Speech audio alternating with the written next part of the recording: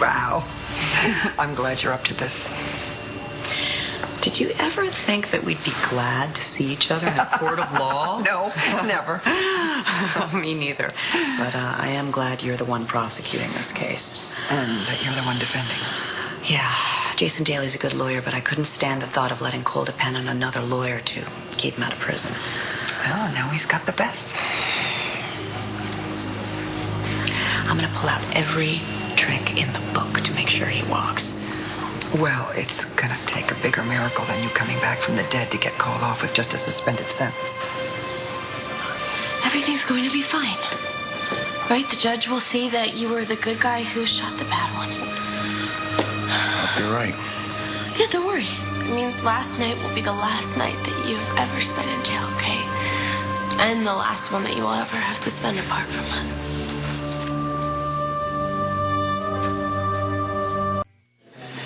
Terry, thank you so much for doing this. Yeah, with everything that you went through with Eli, we were surprised that you would be up for this. I should be thanking you, Cole.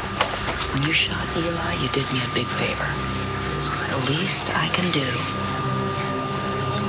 is try to get the judge to go easy on you, okay? See, I told you you will be coming home with me and Hope today. I didn't say that. Rise. Be seated. In the matter of the Commonwealth versus Cole Thornhart on the charge of murder in the second degree, how does the defendant plead? Guilty, Your Honor. Your Honor, motion to dismiss. Counselor, I see that your ordeal hasn't changed you one bit. No, Your Honor. My client shot and killed Elijah Clark in a moment of passion. Hence the murder 2 charge, Counselor. Mr. Thornhart believed that the victim had kidnapped and killed his innocent little girl and her mother, the woman he loved. In addition, Elijah Clark was a known multiple murderer whom the Commonwealth would likely have condemned to death. Even the district attorney and the lead detective on this case would agree that Mr. Thornhart rid us of a scourge when he shot and killed Mr. Clark. I'm not concerned with what people agree on. I'm concerned with the law. Your client has already pled guilty. Before you advise him to rescind his plea, note that I have his signed confession in front of me, along with detailed evidence reports substantiating Mr. Thornhart's guilt, prepared by one of the Landview PD's forensic experts, Miss Natalie Banks. Your Honor, I am not arguing that my client is innocent. He did turn himself in. He confessed. He is taking full responsibility for his actions. I'm not dropping the charges. Then the defense moves for a suspended sentence. Miss Delgado, this is Mr. Thornhart's 3rd felony offense. Your Honor, if I may, under normal circumstances, a 3rd felony carries a mandatory and significant prison time. But as the district attorney, it's my job to protect the public, and Mr. Thornhart is not a threat to society. However, Elijah Clark was. Don't tell me your office is now advocating vigilante justice. No, Your Honor, we're merely considering the extenuating circumstances. Exactly. Your Honor, if you could put yourself in the defendant's shoes for a moment. Mr. Thornhart had just endured days believing that Elijah Clark had been brutalizing his innocent little girl and her mother. When Clark detonated that bomb, he thought they died a horrific death.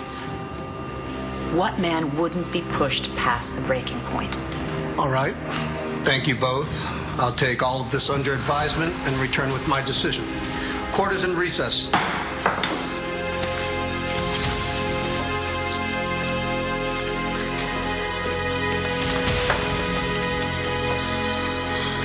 What do you think? The judge didn't definitely say no to the suspended sentence. I guess not. Hey, I need to get some air, okay?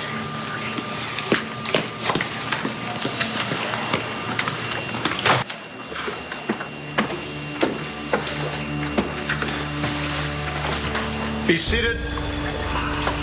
I'm ready to make my ruling.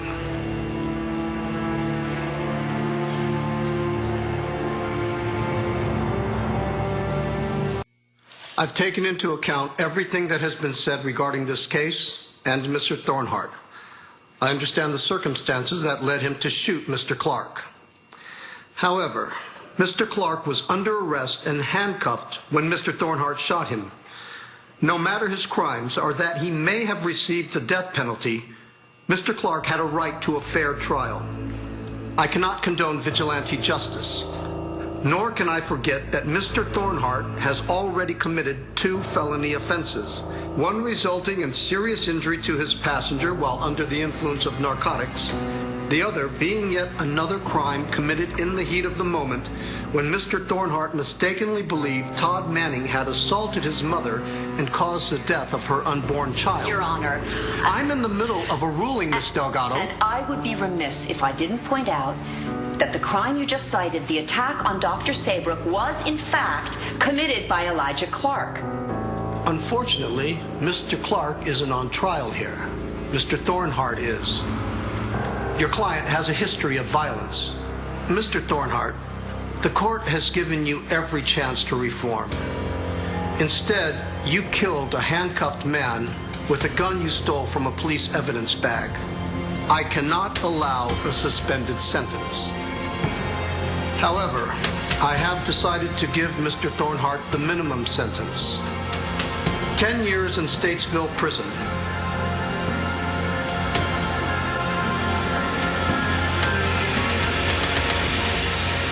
I'll allow Mr. Thornhart a few hours to get his affairs in order before reporting to Statesville. Court is adjourned. All rise.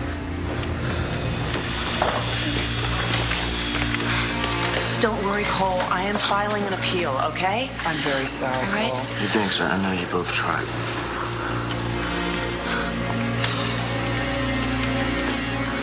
Brody, I'm gonna go see if Pope is awake. No, Starr. Wait. What for? That's why we're here, isn't it?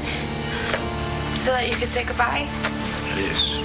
But there's something that we need to talk about first. Well, we don't have time. Starr, this won't take long. Starr, I'm breaking up with you.